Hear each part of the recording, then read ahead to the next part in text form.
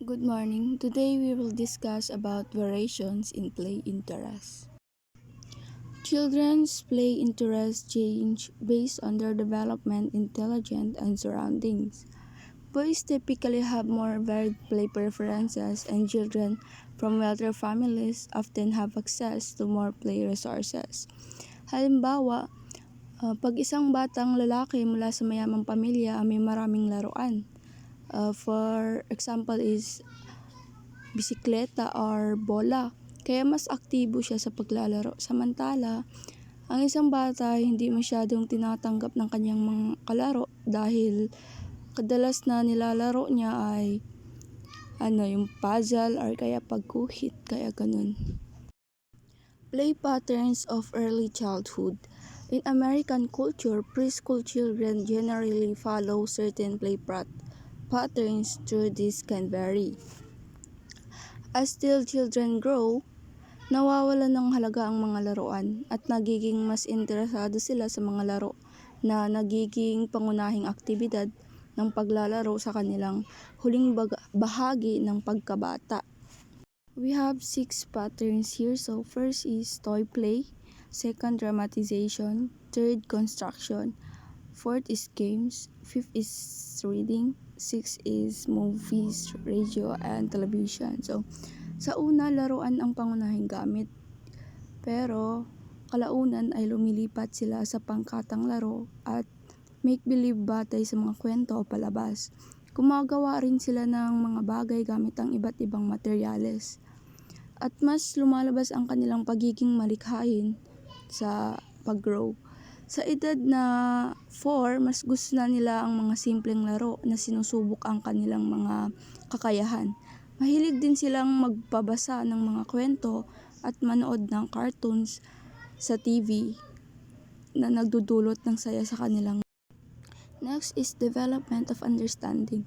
As children's intellectual abilities grow, including reasoning and motor skills, their understanding of people, object, and situation expand.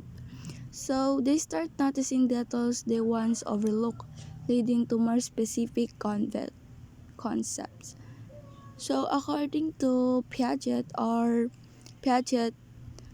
tinatawag niya itong yugto ito bilang pre-operational stage na tumatagal mula 2 years old to 7. Pinapakita ng mga pag-aaral na ang pag-unawa sa mga masilimot na paksa tulad ng kanilang gender or the birth ay dahang-dahang nagde-develop at ganap na nauunawaan sa maagang yugto ng pagbibinata or pagdadalaga.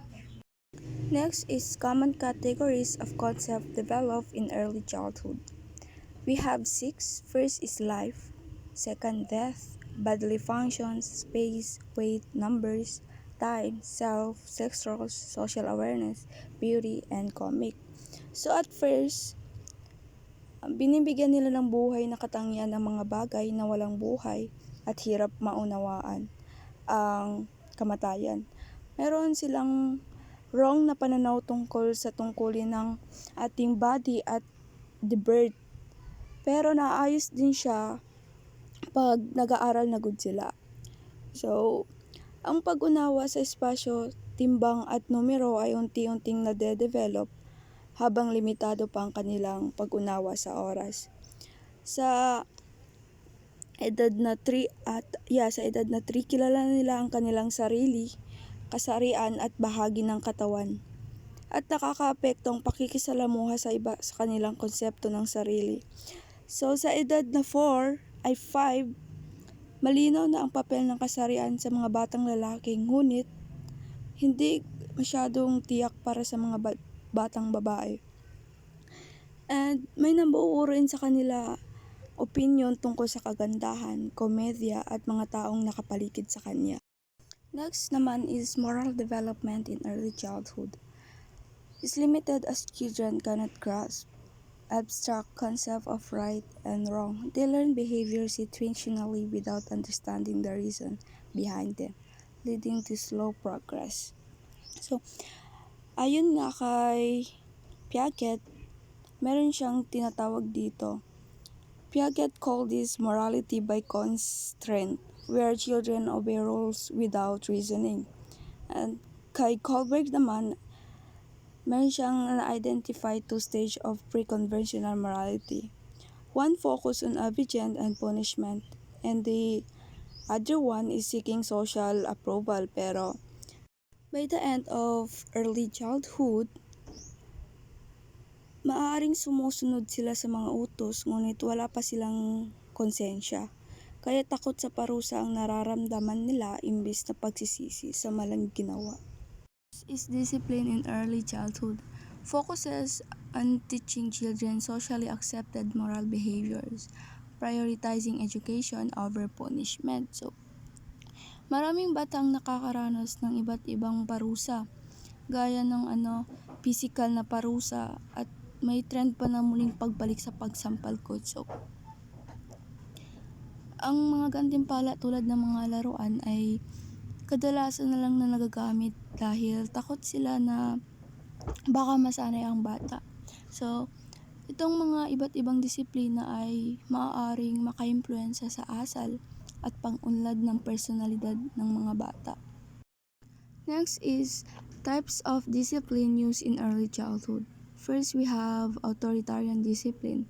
This traditional approach emphasizes strict rules set by parents with no explanation or room for children to voice opinion.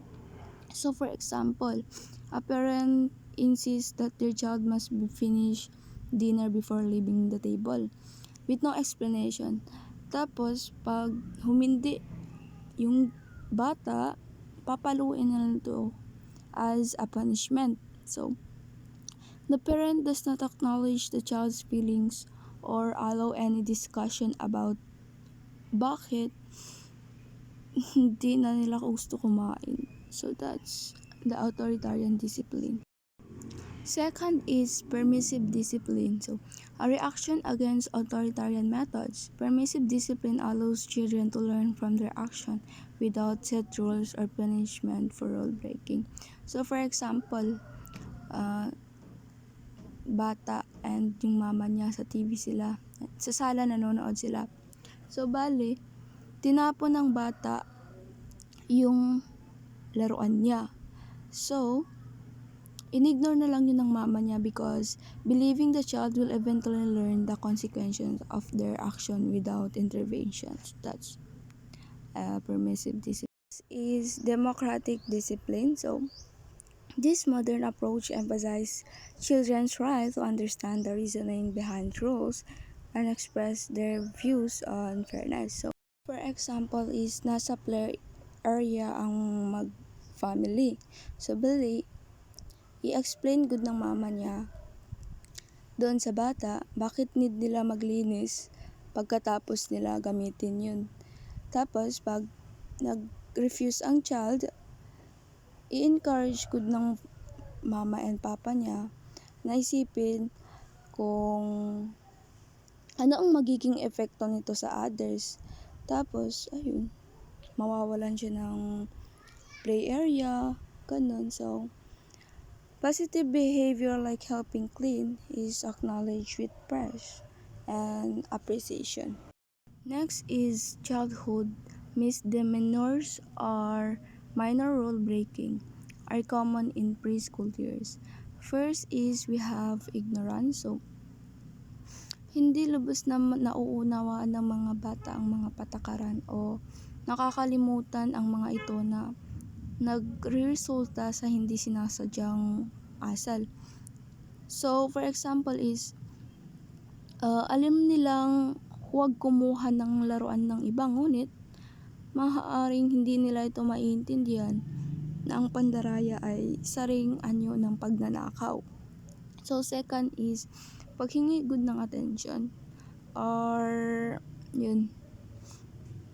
So, madalas na nagkakamali ang mga bata dahil pakiramdam nilang hindi sila pinapansin or maaaring gumawa sila ng kalokohan. Alam na minsan ang negatibong asal ay umaakit ng maraming attention kaya sa mabuting asal. So, third naman is pag naboboard good sila, kapag ang mga bata ay walang ginagawa, maaari silang gumawa ng kalokohan upang aliwin ang sarili or subukan ang mga kaya nilang gawin. So, nagdudulot ito ng masamang asal na kadalasang dulot ng pagkasabik. So, kadalasang kasama sa mga asal ang mga tantrum, pagsisinungaling at iba pang mga kilos na bunga ng kabataan na kadalasang nawawala habang sila ay nag-grow na.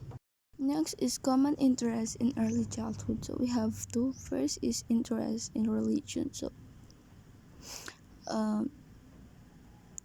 young children are curious about religious ideas like birth, death, and the world around them. So they tend to view religious concept in a literal way, seeing God as a human-like future and prayer as a way to get what they want. So their understanding is simple because they focus on their own needs. So second is interest in human body. So children start by being curious about the outside of their bodies and later become interested in the internal organs and function. So nagtatanong sila kung paano nag-work good yung body nila and sulok-sulok. So alam din nila yung pinagkaiba ng boys and girls. So nagtotopic pa nga sila ng about the pagkamatay.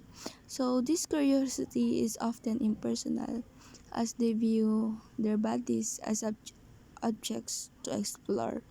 Next is sexual typing in early childhood. Early childhood is key for children learning gender roles. They start understanding how to play their gender's role and the importance of conforming the social expectations for approval and acceptance. So, they observe how boys and girls are supposed to act, dress, and interact with others, often based on what they see in their families, school, or media. So, next is learning sex role stereotypes. Children learn gender roles by observing the approved behaviors, clothing, and traits for males and females. So, these stereotypes used to be rigid or traditional, but now they are becoming more equal. What children learn depends on the influences from home and external environment. So, by the end of the early childhood, children have a strong understanding of these gender roles. So that's all. Thank you po.